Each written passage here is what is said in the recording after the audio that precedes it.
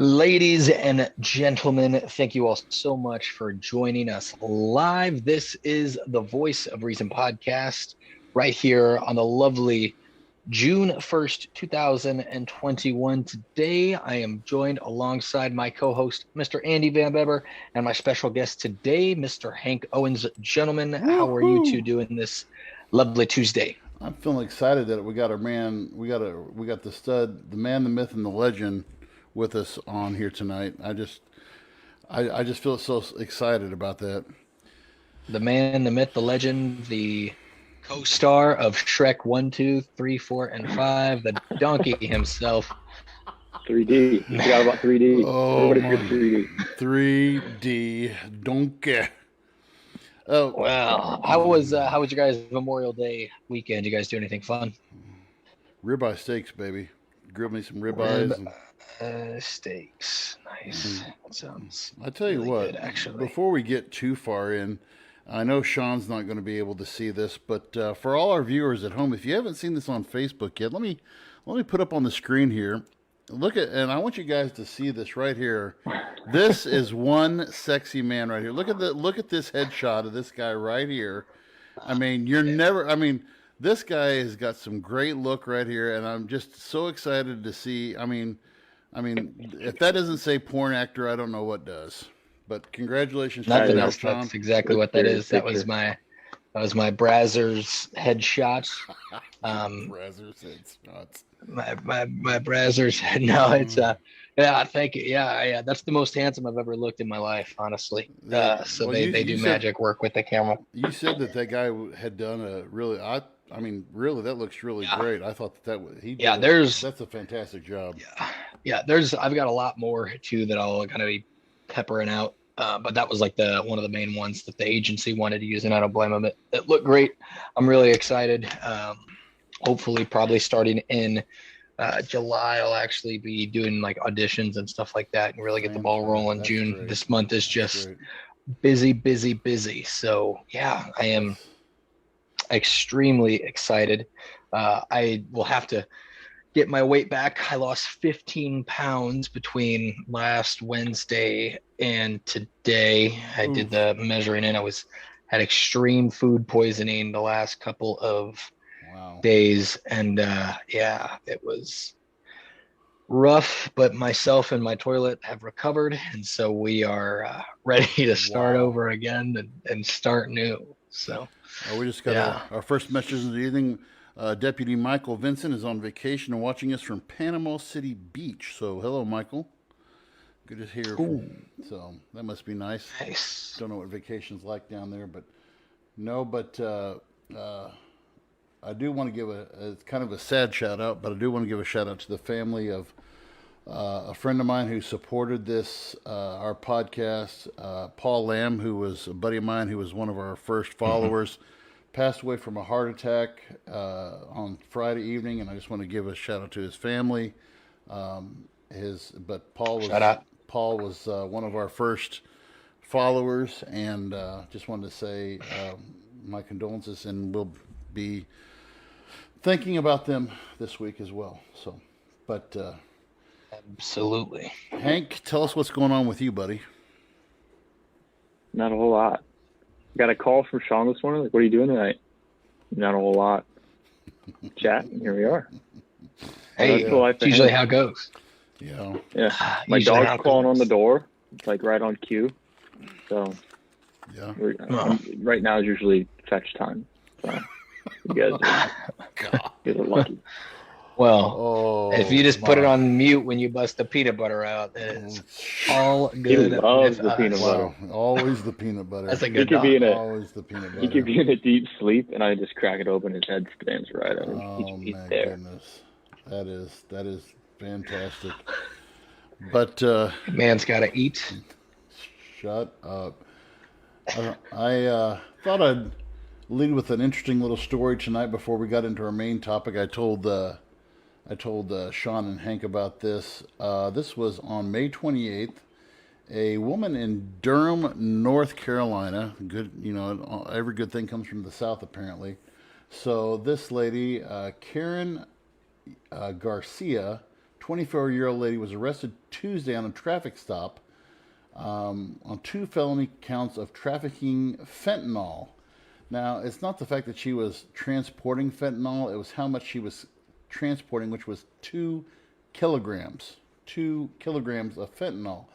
And according to the report, that's enough fentanyl that close to 100,000 people could OD on that amount of fentanyl. So this is, in all intents and purposes, from what the report says, that a lot of this stuff now, fentanyl is coming in from Mexico, is where they said that a lot of this fentanyl is coming in. But apparently now this is the new, I don't know if I want to say vogue drug, but I guess that's the new thing now. But that was, and as a side note, the lady's 4-year-old kid was in the car with her as she was transporting the drugs. So fantastic.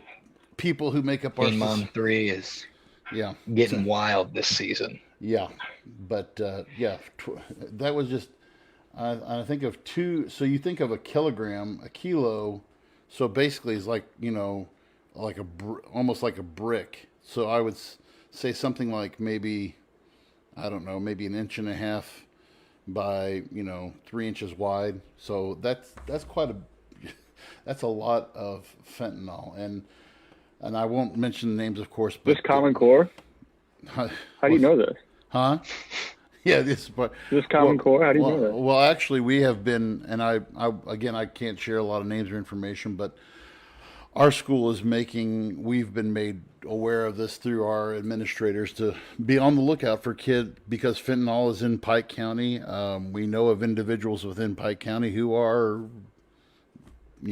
selling it. So it is in Pike County, and it is making its way to the teenage circles, and it's a frightening drug. So can you give a brief rundown of what, because I know fentanyl is often laced with things like heroin. Cocaine is the number one. Cocaine and heroin. So fentanyl. Now, what does fentanyl exactly do? And because I know that it's made it a lot more dangerous. A lot of times when we're seeing overdoses, it's coming from it's fentanyl overdoses because of things are being laced fentanyl with it. And I got it. So what it's used for? Fentanyl is used to treat it's people who have pain, it's a painkiller is what it is. People who have cancer, advanced stages of cancer. You have to be 18, and it is a narcotic. It's it's an opiate for pain, but it's a synthetic. And according to the National Institute on Drug Abuse, it's a powerful synthetic opioid analgesic that is similar to morphine, but is 50 to 100 times more potent. It's a Schedule II prescription drug and is typically used to treat patients with severe pain to manage their pain after or during cancer. So it is, but again, we're talking in very, very, what they prescribe, and they're showing what a fentanyl pill, to me, this pill, I wish I could get a picture of this, but it looks probably the size of a ibuprofen, what do you call it, Advil, it looks about like that size. So something about that size versus, to me, this is, and I've just heard about this. I've heard of fentanyl before, but this year has been, I don't know, just with COVID, how it's just kind of slid underneath the radar. Now it's becoming more of the, like I said, the vogue drug, but it's quite a frightening, like I said, it doesn't take much to overdose on this. And that's what it sounded like. Is I think it's taking things that are already pretty dangerous and really, really pumping them up to the next kind of level of dangerous. So, but I just thought I'd share that story. I thought that was, when I heard 2 kilograms of fentanyl, it blew me away. So, and with with your 4-year-old child in the car too. So, yeah, well, there's a couple of doctors that have been making the waves in the news that you might have thought were just getting tripped and laced out on fentanyl based off all the the craziness we are starting to hear come Mm-hmm. out of the woodworks about Mm-hmm. some of these individuals. Yeah.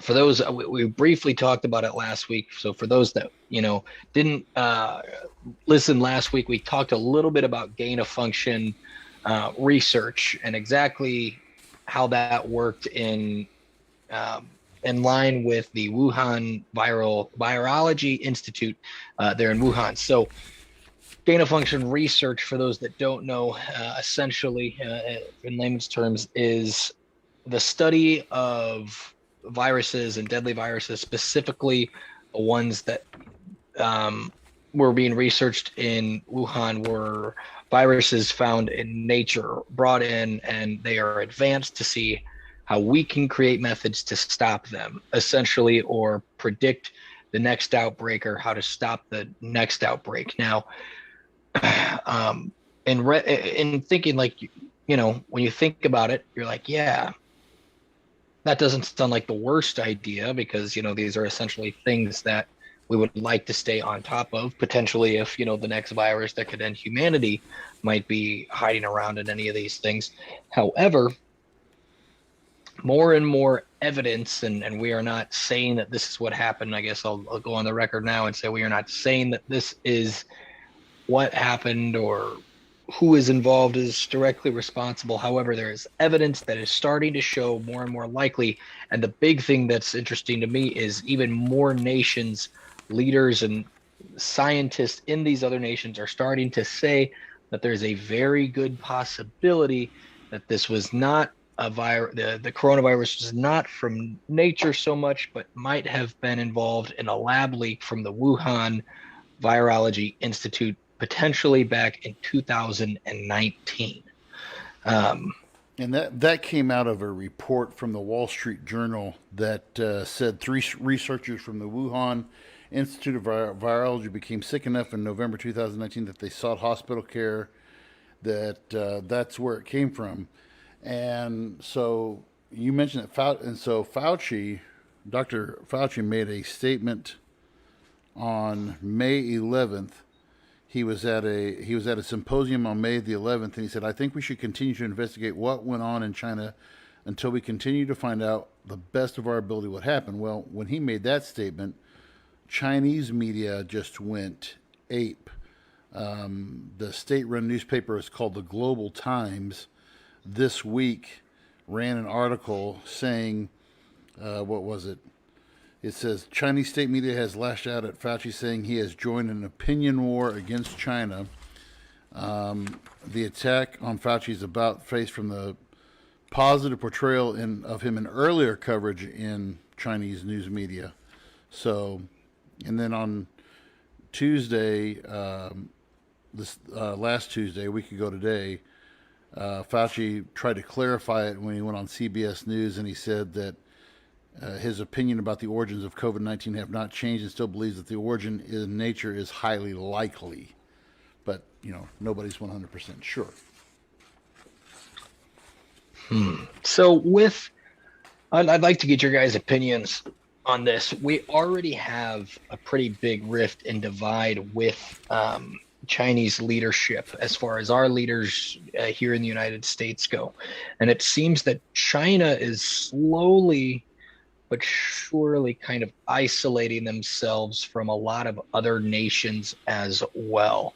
Do you guys think this is an indirect response to COVID and how world leaders are starting to get a little bit more outspoken about the potential lapse of judgment that the Chinese government had when it came to COVID-19? Or what do you guys think might be the cause of why there's such a big rift now? I mean, we're a little ways out of peak COVID time, but it's very interesting to see. Weeks ago, Chinese military are exchanging gunfire with Indian military. This inevitable civil war on Taiwan or raid on Taiwan seems to be inevitable day by day. What do you think is starting to cause this boil up and boil over with these kinds of issues and with China and the rest of the world? Hank, go ahead. I really should have done some more research before I decided to hang out with you guys because that was a mouthful. That was a loaded question. It was. I don't really know. I really don't know, man. I think it's funny how everybody is, has an opinion and everybody's an expert, especially right now on everything. So I really checked out a lot of things recently. Needed a break, but I did do some gain of function research, and just from my phone. Again, I'm no expert. I'm just some dude with some time. But it just kind of like, I think in the beginning it was because China realized they had how much power they have. Now this is just an opinion. Like, I'm just some kid in Kansas City, but I think that like they realized how much power they had. And like, well, they need PPE. Really, really only people making anything. You're not going to talk about us like that. We're going to pause this. We're not going to send this over here. You're going to say it exactly how we want to say it. And it's also been in the works forever. I've just recently heard stories about how China's been infiltrating Africa for the past like 25 years. Mm-hmm. They've just been building things and just advancing. Almost everything built in Africa is made by China, like fully funded. And then everything's tapped and wired. And now I'm at risk. But I just seriously think they're a gigantic power. They're just a powerhouse. And not being taken for granted anymore. Actually, I don't mean to change the subject, but now that I'm talking about China, did you see where they're allowing 3 children now? Yes. I don't know if that's true or not. I just saw that today. It is. That is in the, now just to clarify with that is in your more secluded areas. I actually got a thing from our adoption agency. We get a newsletter, and we got a thing from them. It's been about a month ago, but they're saying that they're actually lessening that restriction now. So I was kind of surprised to hear that myself. But let me play this clip. Let me play this clip for you guys real quick. This was this is when Dr. Fauci was on. I want to say this was Capitol Hill on May the 11th, and this was with Dr. Fauci and Rand Paul, who also, just to mention, is a physician. And I'm going to switch this over. It'll take me a second, but hopefully you guys will be able to hear this. But tell me what you think after we play a little bit of this clip. Here we go.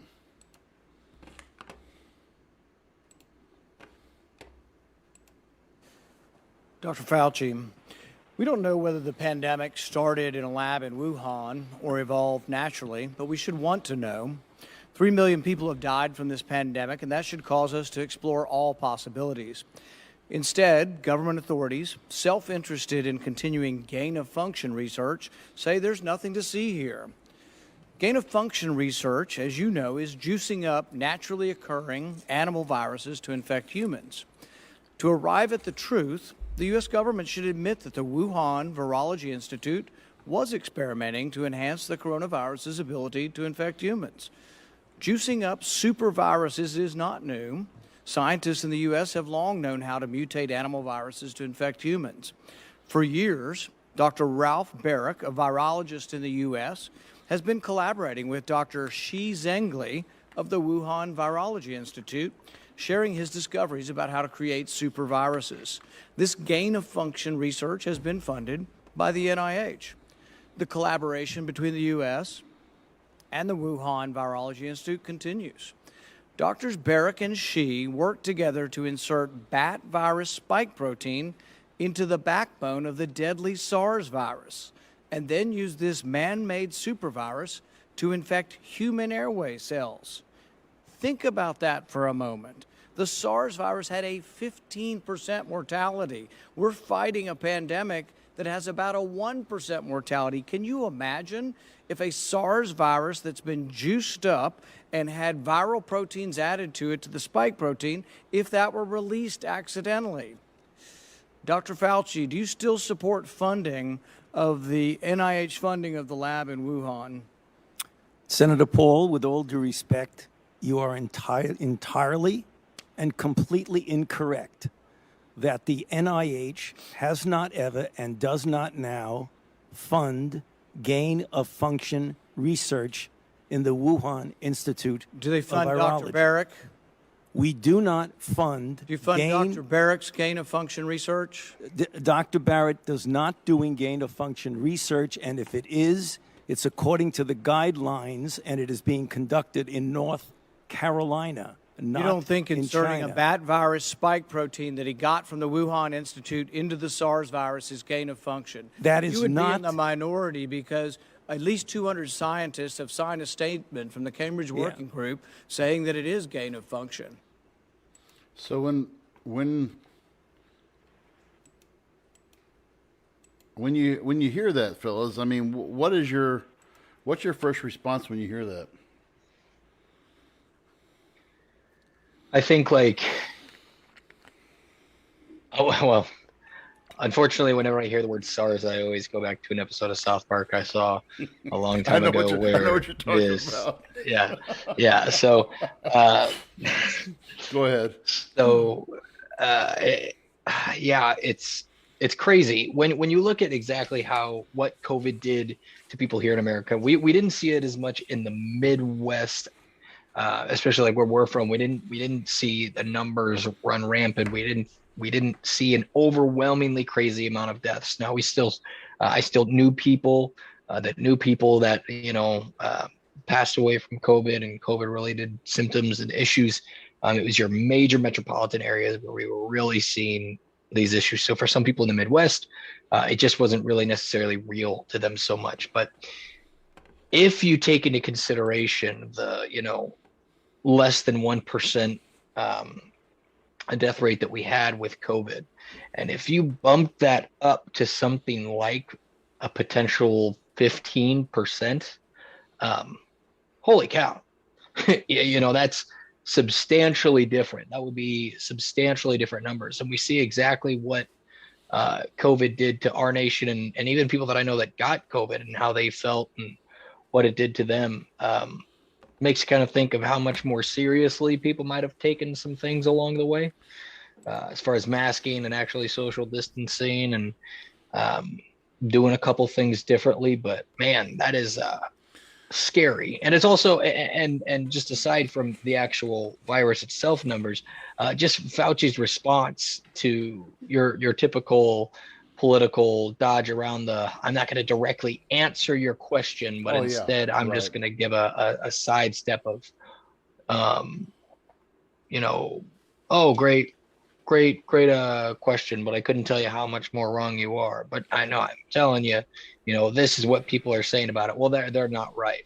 Okay. Just as a side note, do you guys know that Dr. Fauci was appointed the head of the National Institute of Health by Ronald Reagan in 1984? This is how long this guy's been in, and I mean, he's had just a little bit about before we get back to that question. I just some of the back. I can say that out of all the research and all the shows we've done, this is one that I've really poured into because when you look at this guy and his background, okay, so he was at the NIH and this precedes you guys. But he was at the NIH. He was the head of the NIH, and the National Institute of Allergy and Infectious Diseases as well. I guess you say they're going together. But he was there at the outbreak of the AIDS virus, and of course the gay community went after him because they basically.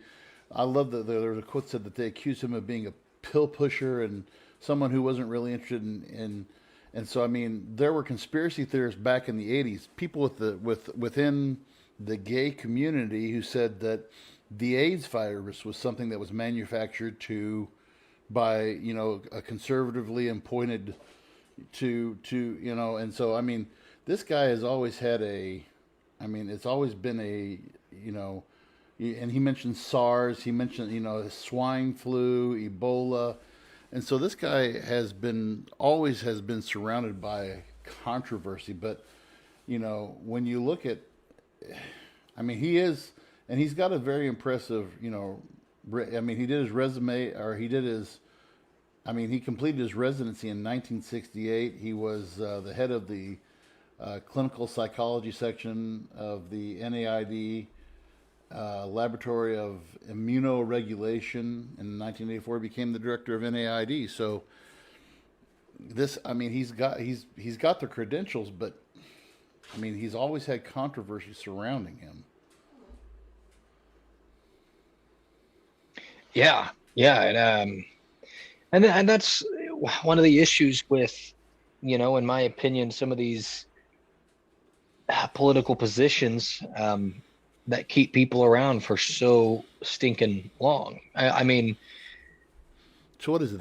That's what is it? So that's 80. So 84. So we're talking.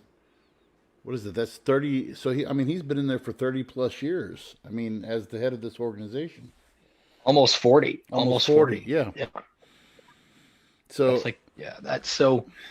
And when you look at some of the stuff, and so, of course, I do, when I look at this stuff, so I go to all these fact checking websites and going to the Washington Post, and then so a little background about this. So the NIAID, I keep on mispronouncing it, but he was headed. So in 2014, they gave a $3.4 million grant to the New York-based EcoHealth Alliance. They need to remember this. This EcoHealth Alliance is something that you don't hear a lot about.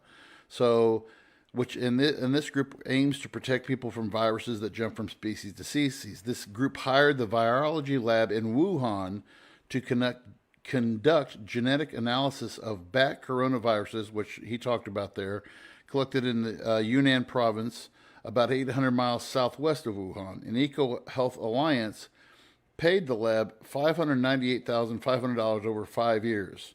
Okay? Now, one other thing I want to mention about this lab. So they rate these labs on level of, how do you want to say it? They have a rating for it. They're called biosafety level. Okay, so the Wuhan Institute of Virology has the highest BSL level of 4. Okay, however, some of the Wuhan Institute of Virology's more controversial experiments on the bat coronaviruses, which is believed to be where this was done at a lab that had a BSL level of 2. Okay, and according to this article that I found, this fact-checking article, this is a BSL level of 2 is like your dentist office. Okay, so, and by the way, this BS level 2 lab was right around the corner from that market, that food market, where the first things were the first cases were found. Alleged. Yeah. Yes. And so there's and this was from the Washington Post. This was dated May 18th, so just 2 weeks ago that this came out, that the Washington Post, which is a very actually a very left-leaning newspaper, and when they're coming out and seeing this, they're like, okay, there's some things you need to look at. Well, that's been one of the interesting parts of everything to me, is in the last couple of weeks, we're finally starting to see individuals from the left side of the field, whether it's media, whether it's actual individuals, influencers, celebrities, politicians, really starting to come out and actually say, okay, wait, maybe there's actually something we should start to look into. Which there was an individual I heard speak recently that actually proved a really good point, where the coronavirus should have never been a political subject. It was a health subject. It was about the safety and health of humanity. Right. But people politicized it. And because it became politicized, there was no way for actual research to get done when it came down to the hotbed issues. We go back and talk about when Donald Trump said that it might have come from a lab leak, that this might have been an issue, and people just said that's all conspiracy. It's all conspiracy, all conspiracy, all conspiracy. And then the issue is kind of dropped. We're finding out it might not have been so much a conspiracy. This might have actually been the issue. But because people didn't want to side with that nutcase. Was the research shelved? Was the time to potentially find evidence? Is it too far past? That's where this stuff kind of becomes an issue. Is, how far back can we go and find the actual evidence and see where things actually happen before it's too late? So I'm actually rather interested to see what else they can find. He made that statement, and the timeline on that.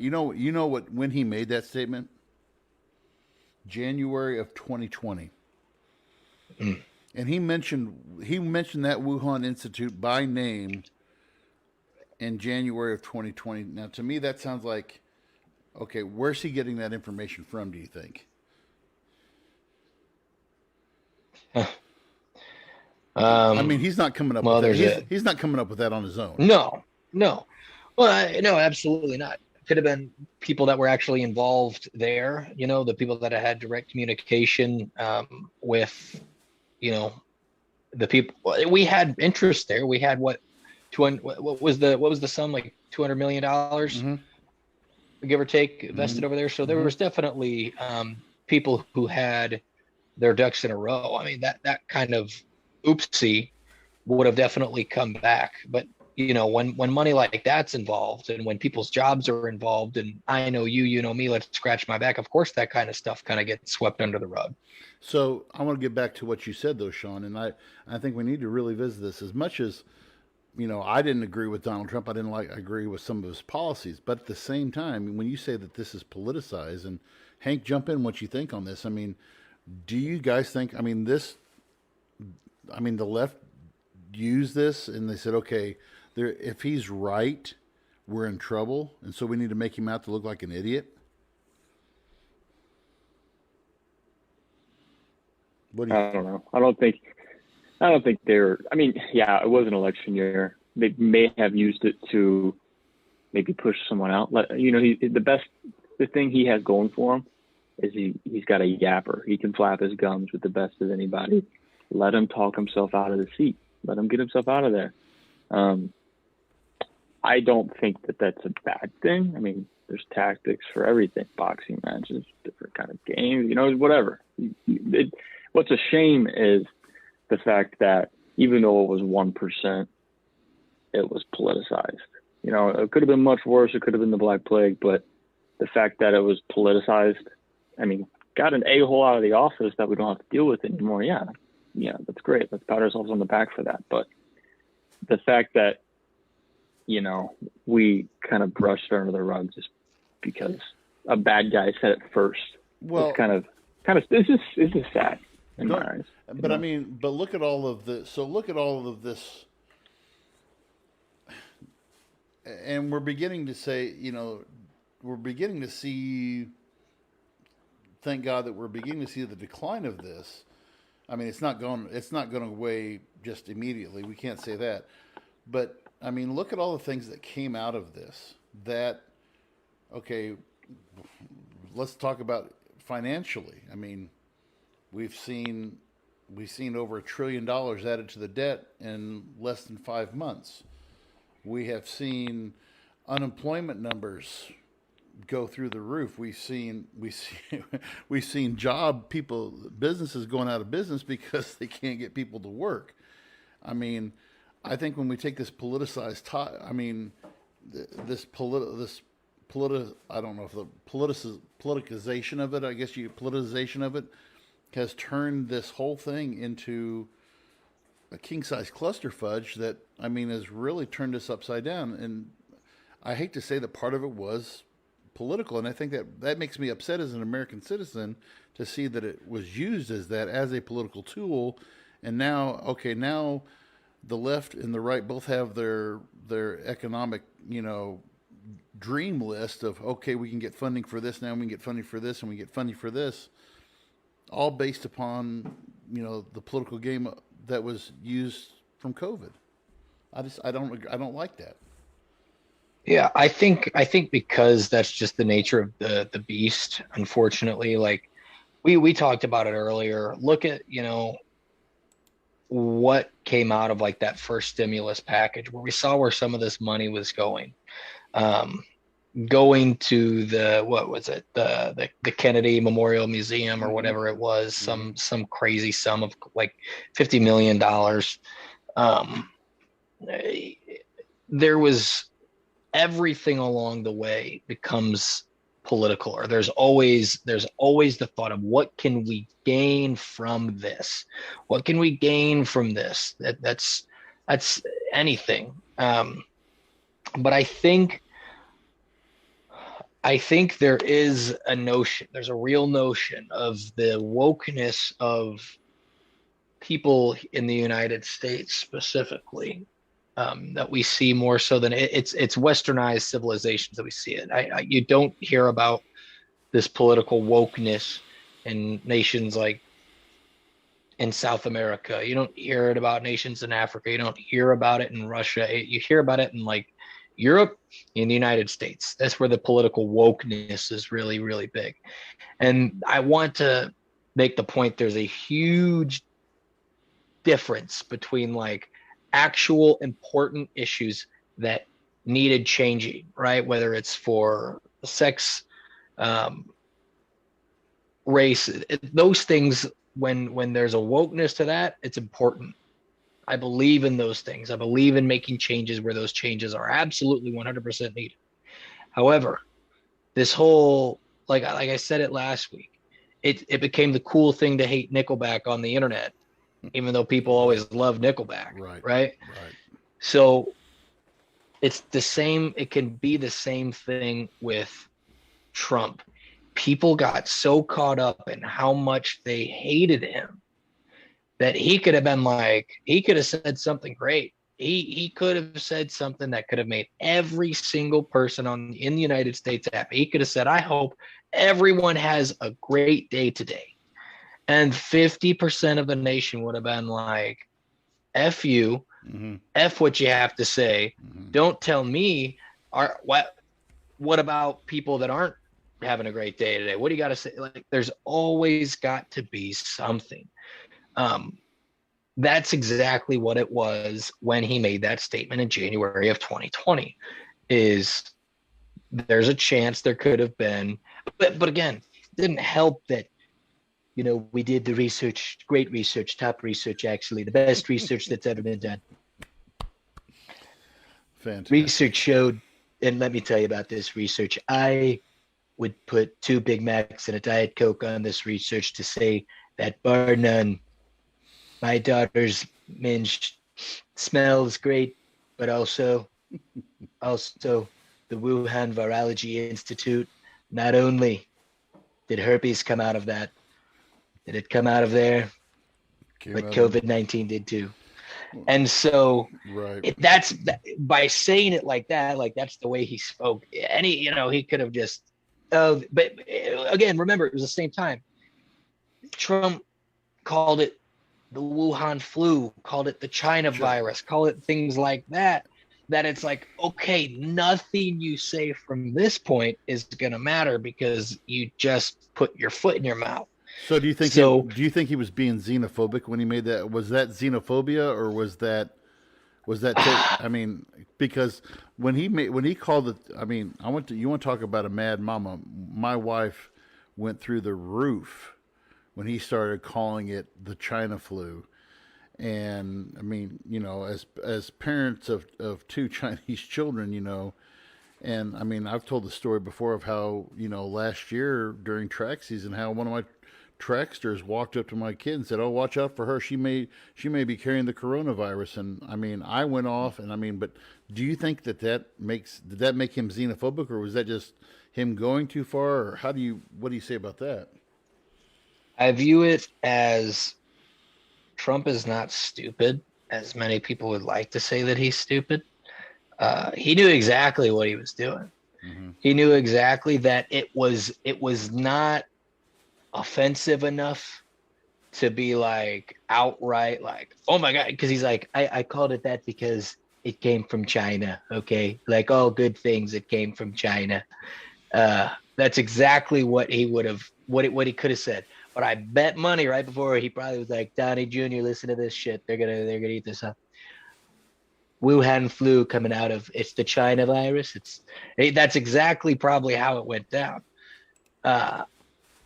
So yeah, I think he was angry, but he also knew that there would be those, good old right. What's so bad about calling it the China virus? It came from China. It's not a lie. It's the Chinese virus. What's so damn wrong?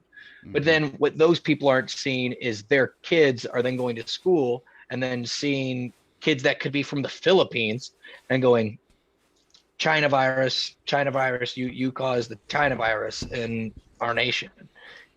That's exactly what was happening. That was what was happening his entire presidency. It didn't matter. Is that fuel was always there. But he, like I said, he's smart enough. He's smart enough to just toe the line, right? He never crossed it. I mean, some people might argue that he crossed it. Some people might argue, but in order to save his own ass, Trump was a comedian before he was a president. All right, he knew exactly what he was doing. It was all a bit to him the whole time. Well, I think though, I want to go back to something else though. I think he could have handled this a lot better though, because now and again, I think it goes what you said, Sean, about this being politicized. So now, and again, all of this coming out now. I mean, I'd never heard of the Eco Health Alliance. Okay, so this was something back in 2014. I mean, if Trump really wanted to throw somebody under the bus, throw Obama under the bus. They funnel $1.1 million to this through the NAID, and they get $1.1 million to the, and then in October of 2014, Obama sees, okay, this what they call that, the growth, or I've already forgot what it's called though, but studying the control of this virus. Okay, this is dangerous. This could be ethically wrong. We need to stop the funding for this. And again, so in October of 2014, Obama has his guy, has Fauci probably telling him, hey, this is not something we should be funding. And so what ends up happening here, and so now Trump's thrown under the bus, and again, not a Trump supporter, but this is something that, okay, you want to come back on somebody, go back on President Obama. Let's look at where, but I mean, I think I still come back to saying it was a setup. It was too convenient for them to say, okay, we tried to impeach Trump with the Russia collusion. We tried to impeach Trump with this, that, and none of it held water. But now we can get him with this, he's a xenophobic person. He's racist. He's not doing enough to, I mean, it was perfect. I think I know where it came from. I think I know where it all started. And I'm going to go back and say that it was the day I had to eat that whole wheat Michelle Obama pizza. That was God, the first case. Oh my God! Started right there and matriculated its way. Because kids are getting fat from school food. Let me tell you something. Sure, we're not getting fat from my school food. I can tell you that right now. But I don't know. There's mounds and mounds and mounds and mounds of stuff to go with. And again, I want to bring up one other thing, and then we're leaving Hank out. So Hank, anytime you want to jump in, please do. But I want to go back to this other guy, and I mentioned this guy last week, and I did some more research. I told you about this this professor of chemistry and chemical biology from Harvard University that was arrested. So this guy was arrested back on January 28th, 2020. He and two Chinese nationals. So this guy, Charles Lieber, he was the chair of the Department of Chemistry and Chemical Biology at Harvard University. And this guy had received, now again, this guy had received, and this is, and I'm not making this up, this is actually I'm reading this from the Department of Justice. This is their official statement. He had received more than $15 million in grant funding from the National Institute of Health and the Department of Defense. These grants required, and what this was, he became a strategic scientist at the Wuhan University of Technology. Okay, these guys were paying him this Wuhan Institute was paying him $50,000 US dollars per month, and they were paying him $158,000 a year on top of that for living expenses. And where it all came down was one of these. So his two assistants, Yang King Yi was one of them, and she had lied on her visa. She was actually a top military. She served in the National University of Defense Technology, and this was a top military academy directed by the Chinese government. And she studied at the Boston University in the Department of Physics, Chemistry, and Biomedical Engineering from 2017 to April of 2019. She continued to work as a lieutenant undercover here in the United States. Now, the guy they caught was this other gentleman who was Zesong Jing, and it was alleged that on December 9th, 2019, Jing stole 21 vials of biological research and attempted to smuggle them out of the United States aboard a flight destined for China. And you never heard anything more about this. I mean, this is right before the whole full-on, and I mean, this guy's getting money. This guy got money from the same place that this, that this Eco Health Alliance, same place, getting money from the same group, funded by the same people, and we don't hear anything about this guy. And that to me is another one. And I looked for other things about this guy, and I couldn't find anything about him anywhere past January of 2020. There's been nothing about him in the news, and that is something else that bothers me.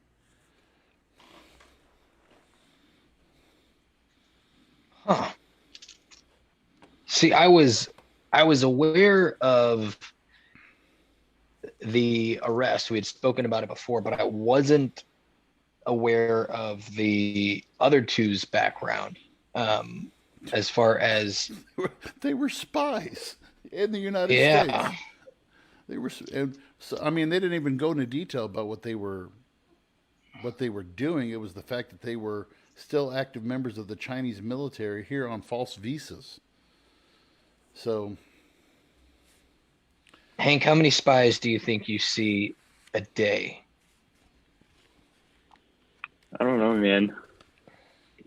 Maybe 1 to 2. I would say set the over under 1.5.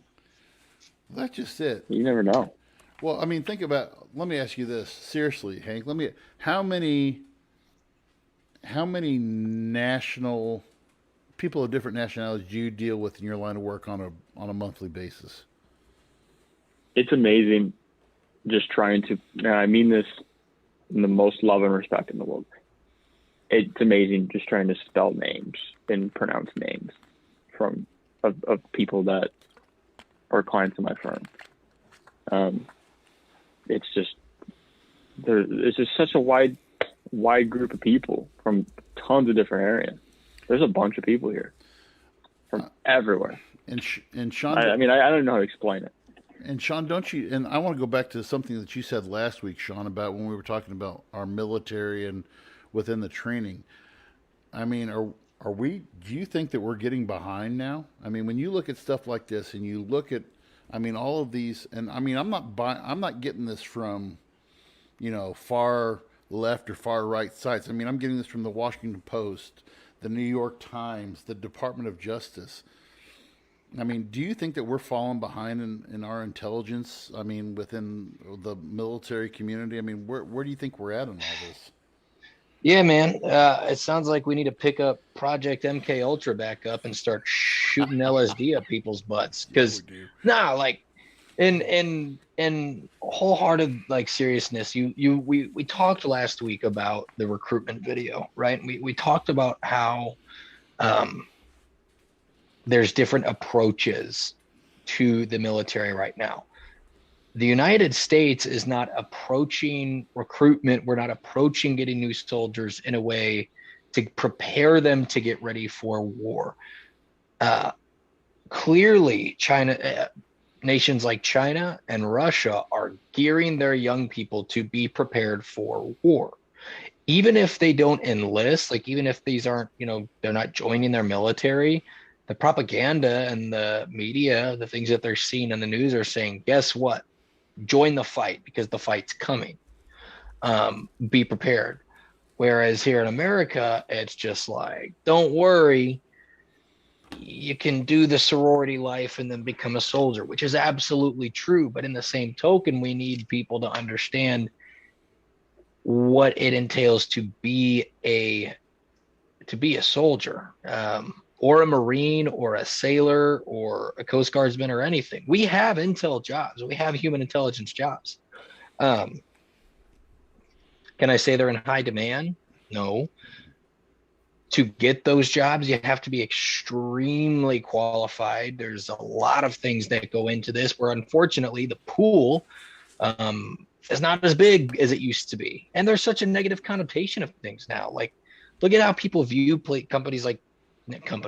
organizations like the CIA or the FBI, or any intelligence jobs. Think of how, I don't, this is not a nab because I know a lot of young people that work very hard. But how many people, you interact with high school students every day. How many of them want the hard route or the easy route? They want their entitlement mentality. They want it easy. There's a lot of individuals that want, and this is not this. I'm not trying to blanket because I know there are young people are a lot smarter than I think they ever used to be. I genuinely do believe that because of the amount of information that is at their hands. But this is actually, and I'm going to kind of veer, but I promise I'm going to get to the subject. Part of that issue is, I think, how many kids have the world physically in their hands at any given time, where they just become numb to it. Like they know all the good, they know all the bad, or they think they know all the good, and they think that they know all the bad. They think they know everything there is to know about the world, and they might, because I'll tell you this, when I was 12, I was still trying to figure out why it was hard all the time. Now these 12-year-olds log on and they're seeing people get blown to smithereens, right? In the middle of class, it could be on Wednesday, it could be the most trending thing on Twitter is, guess what place got shot up? And people are putting bets on FanDuel to see, oh, what's the over under? It was this school or that school. Like, they've become so blinded to it that can be part of the reason why the drive is not there. So shit, when people come walking into, my office or any of the other offices, a lot of them are like, what's the quickest school? What's the quickest way for me to get in and get out? What's the quickest way? And that shouldn't be how you approach it. This is, that's part of your career. It shouldn't be about what's the quickest. It's okay, what do you want to do? Like, don't you want to be challenged? Nah, man, I'm just trying to get in and get out. And I think that's a sad state of affairs too. When I go back to 9/11. I still remember 9/11 like it was yesterday. And I've told the story when we had Mike Vincent on a few weeks ago, that when I know of two students who went to work, who did the special forces thing, and then they were recruited by, I can't remember if it was the FBI or CIA, but these were the kids who put in the hard work. And back in the day, that was the cool stuff. And I always joked with this kid whenever he came back around for graduation. Like, so could you kill me with a Q-tip if you had to? And he's like, well, probably. I was like, okay, I was just joking, but to me anymore, and there's still the drive. I'm sure we're not seeing it as much, but I think we're pushing this warm, fuzzy, sitting around the campfire kumbaya with the rest of the world, when the rest of the world they may be singing kumbaya with us, but they're sharpening their knives on the wedding stone, behind the fire, because we're very I think we're very complacent right now, and it's a dangerous place to be. Yeah, Hank, what do you think? I think I like hanging out with you guys, just listening to you talk. But I do think we're getting a lot lazier. I think it was my junior year or senior year of high school, a bunch of us guys figured out that if we just switched our diplomas to college prep to tech prep, we didn't have to take Algebra 2. All we had to do was take an extra ag class every year. And it was like no different. Colleges didn't care. Probably shouldn't say this online. But like 17 guys just changed diplomas just so they didn't have to take a math class. No, let me caveat off that, because that is one of my biggest quarrels with the school that I went to, that I graduated from, because they tried to say for years, they push that if you want to go to college, you have to get a college prep diploma. Nope. Bullshit. Nope. No, you don't. You don't get your diploma that says college prep on it. No, not at all. Colleges don't give a. Let me rephrase it. Colleges that I went to don't give a damn. But it's not like, let me tell you, my counselor wasn't like, that's the student we're gonna have represent our school at Harvard or Princeton or Yale. No, Boys, no, that's no, all. don't get it twisted. Boys, that's all about number. I can say that because I know we don't have a ton of people from school who watch us, but I'll just say this because any guidance counselor can tell you, any administrator can tell you, it's the number of people that you have in those classes. Those enrollment numbers look good to the government that we have X amount of kids in the higher level classes. That's all that's about. So you're talking about funding. Yes. So we're wrapping right back to Right. where we began. Right. It's a shame, because I'll tell you this right now.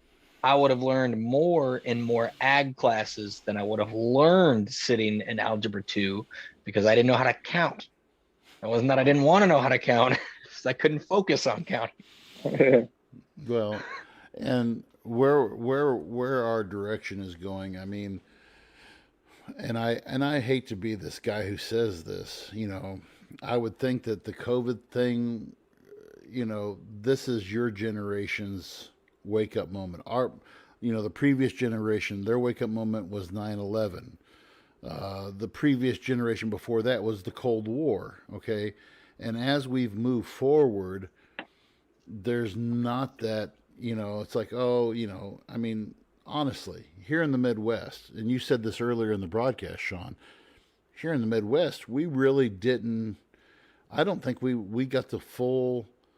I mean, the folks who lived in New York City, we've had people who've messaged us. We had Matt Edelman on 2 weeks ago in Louisville. How Louisville was just a ghost town during COVID, and how there was nothing, going on in those towns because of the numbers, the sheer numbers. Chicago was shut down, and this is just another one of those things where we're like, okay. And we just roll on with it, so. Yeah. If you guys had to guess, what do you think the next thing is? Do you think we go to war? Do you think it's a civil war? Do you think it's a national conflict? Do you think it's COVID round 2?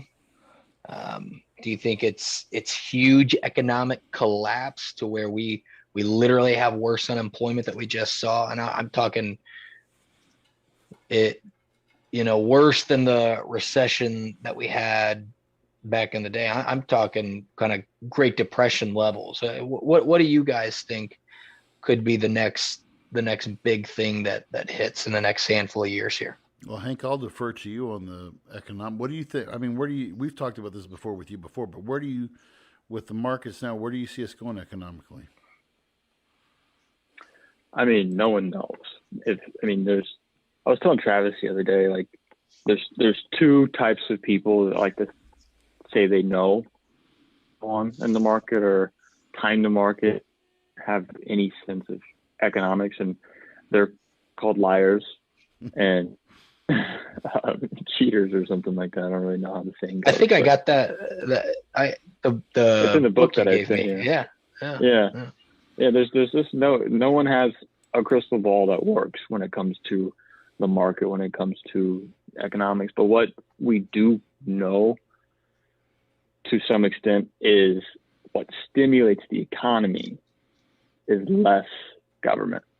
So if we keep getting involved, like, and this is, I'm sure you guys have talked about this, a whole nother conversation. I think this was the topic for the first time I was with you guys, but like canceling student loans, the impact that's going to have on the economy, or more PPE or more stimulus checks, or just like little things like that, that is tiny to us, but is just trillions of dollars in this grand scheme of a country. I mean, it's tough. It's tough to say. If things keep going, people keep working. Like, even like jobs are bad right now, and things are bad right now, but the market's never been better. The stock market, that is. Like, we're hovering around 30,000 points almost every day. Mm-hmm. You know, we just keep going to work and paying our bills. People are going to have emotions. People are going to get scared. It's still going to keep going up. If you take it in chunks, if you invest for 20, 30, 40-year period, you're going to be fine if you just hold. So long story short, I don't really know what's going to happen. I think if we start forgiving things, then we're going to be in trouble.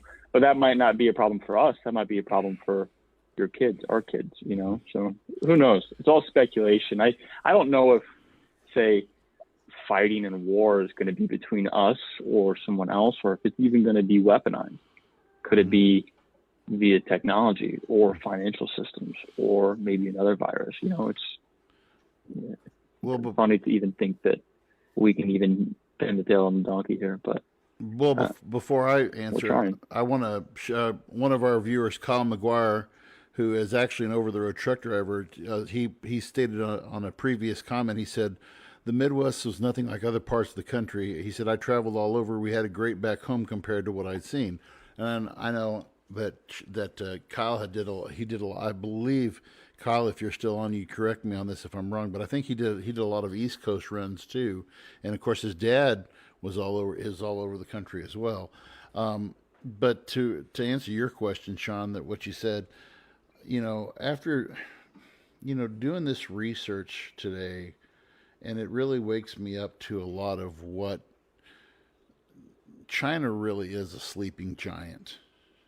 I mean, I shouldn't say sleeping giant. I should say they're very quiet. Like, you know, Hank, you said earlier about their involvement in Africa, and they're everywhere. Right. And, you know, when I remember 6 years ago, I did a mission trip to Costa Rica in Central America. And one of our guides was just talking about how much the Chinese were buying wholesale properties in San Jose, Costa Rica. They built this $1 billion massive soccer stadium, and they've bought like 2 or 3 soccer clubs there in Costa Rica. One of the weirdest things I ever saw was when I was in a mountain town in Costa Rica, and there was a Chinese ran grocery store. You want to see something that really mess you up? See a Chinese guy speaking Spanish. That would just like make the adjustment here. But, you know, I think that, and then as I was reading this stuff today, you know, that we have, I mean, this Harvard guy and his they were the ones who were caught, you know, and, you know, and Kyle came back on and he said, yes, I did a lot of runs on the East Coast. When they say they shut down, they meant it. And he said, look at Canada. He said, I still have friends up there going through the shutdowns up there. They've been so strict you couldn't leave your home or be out without a mask. So, you know, but I still go back, and I think that China they're an economic powerhouse. You know, it's kind of like they play this weak role, that they're not really that strong. You know, and I'm sure Hanky could probably say something about this too, is, you know, the value of the Chinese RMB to the American dollar. Still, the American dollar is stronger, but I mean, one of the greatest things that the Chinese love to invest in is American currency. And I think that we need to really, that's where we need to watch them, because, you know, the Chinese play everything off like it's so clean, and, you know, the streets are so clean and their people love you and everything like that. But there's still a menace in the Communist Party within China that we really need to be watching them over, I think. So before we wrap things up, this is kind of a random question for you.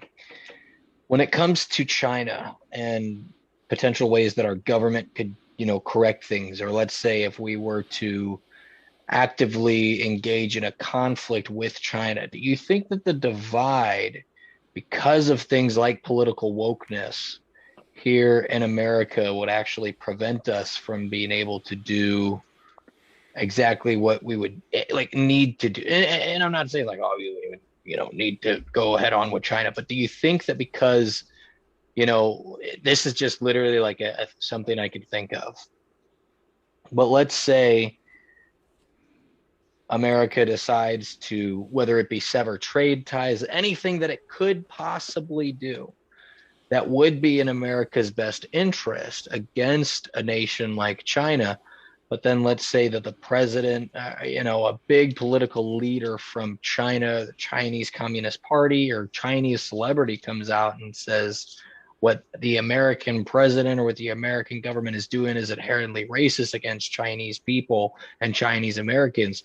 You think that political wokeness in America would sway the opinions of those actions? Tough one. You'd think we would all, yeah, unite. You think, but that just goes back. We're so divided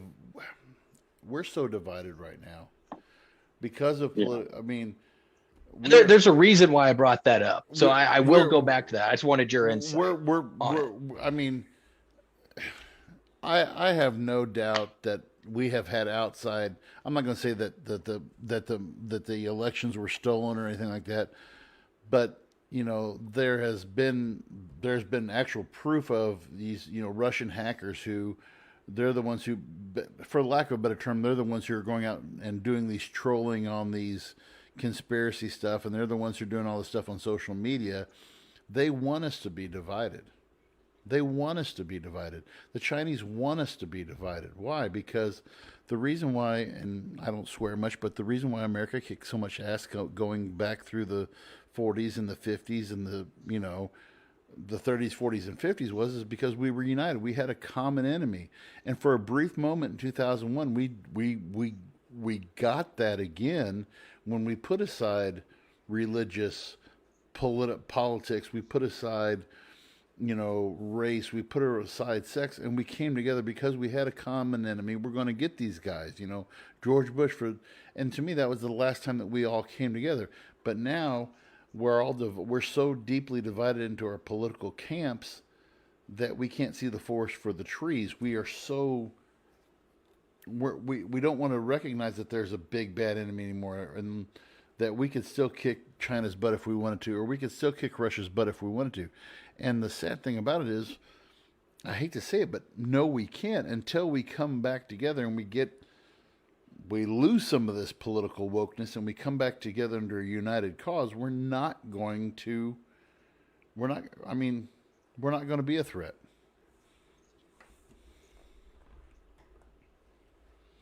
Yeah. So the reason why I brought that up is because something has kind of been coming to light in recent years with the rise of things like K-pop. So K-pop is, naturally amongst like younger individuals, it's giant. Okay. And one thing that happens regularly is in this South Korea, where there is mandatory military service, right? It's mandatory. So what we're seeing is a lot of these young K-pop singers are having to leave their group to go do mandatory 1.5 years worth of service. What I see, like when this comes up, the most recent one was some guy named June, I think is how you pronounce it. I probably butchering his name, but it was like Jon or something along those lines was his name, was on mandatory military service. And the sheer amount of support that was given to this young man by fans of K-pop of thank you for what you're doing, good luck, you're going to do all, and South Korea is an ally. Okay. The flip side of that is here in America, and I can tell you from experience of asking individuals if they want to join the military and hearing the firsthand stories of soldiers of mine that have not even gone to basic training or have been back from basic training. That is not the same conversation from those same types of individuals, not the same kind of support that our own troops are getting whenever they are enlisting. I've sent text out to people like, it's part of my job to do cold calls, basically, asking young people if they want to serve in the military. And the amount of times I get messages back stating, don't feel like being a baby killer, don't feel like being a Arab rapist, don't feel like doing XYZ, don't feel like killing innocent people across the world. Every day, the amount of times that I have soldiers at high schools get made fun of by their friends for enlisting, all the time. So it's just interesting to see where the notion is placed. I remember when I was working the protests in Jeff City, I had some guy talk about and it just kind of goes to show where, people's heads were at. And I liked working the protest. I believe in protests. I think protests are a very good thing. But we were the National Guard, and we're standing there, and we had some guy threatening to kill all of us because he said, you guys are the reason why we're facing these issues. And there wasn't a cop around us. These are National Guard soldiers. A man getting extremely violent, extremely angry to the point where he almost had to be detained.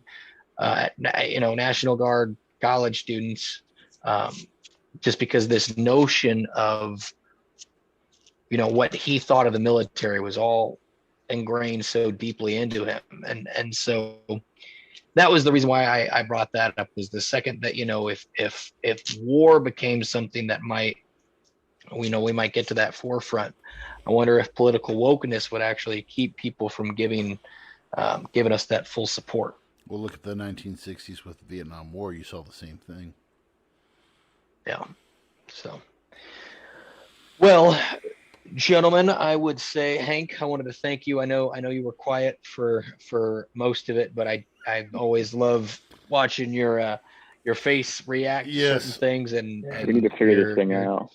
Chiming in. So I just love seeing your pretty face, Hank. So I mean, wait a minute, one more time. Not as much as I like seeing this face right here. If you're on Facebook Live, hello, you see that right there. Screensaver. Right there. Yes, do a screenshot of that right now, folks. There you go. It'll be worth something one day. Yeah, it will be worth something someday. When we can say, remember that guy who was a famous porn actor that used to do a podcast? Yeah. So now his podcast has been discovered and he's canceled. So just like, and now we all go down for it. It is what it is. Well, gentlemen, is there anything else you guys would like to add on this lovely Tuesday evening before we sign off? Almost forgot, Sean. We have now reached 400 followers of the Voice of Reason podcast. I saw that. So 400 followers on the Voice of Reason podcast. The last 2 weeks, have been our two highest grossing shows. So I'm very happy about that. Thank you for those who are. It's really Hank Owens. Yeah, that's Hank Owens. Now they knew they could smell it. Now we're going to be going through the roof. Hank Owens on the show. Through the roof, hanging out the shorts. That's exactly what we're going to do. Have me on in 3 more months, and then let's plan it out next time. And then maybe. Yes. Then maybe. Yes, we'll tease them with that for now. Yeah, but thanks for joining us, Hank. We appreciate it. Yeah. Thanks for having me. Congrats on the 400. Thank you. Beginning. Yep. Pretty soon we'll be signing our exclusive Spotify deal before too long here. It's just a matter of time. Right. So, well, the Van Bever experience. Oh no. I'd watch. Beaten by day, beaten off all night. That's how it would go. And with that, thank you, Sean. Why don't you lead us out? All right. Thank you all so much for joining us here on the Voice of Reason Podcast 2021. Please check us out on Spotify, Apple Podcasts, Podbean, and YouTube Voice of Reason Podcast 2021. Make sure to give us a like and subscribe. Share with all of your friends, whether it's at the men's bathhouse, whether it's at church, whether it's at your local politician's house. Don't care. That's all we have. Happy Pride. Pride Month starts as of this morning. So we'll definitely, I'm hoping to have some colorful characters on this month. We're definitely going to have a really good slew of shows. Hopefully Travis will be joining us next week. And that is all that I have. Is there anything else you two would like to add before we roll on out? Thanks, guys. Yeah, We'll see you next week. All right.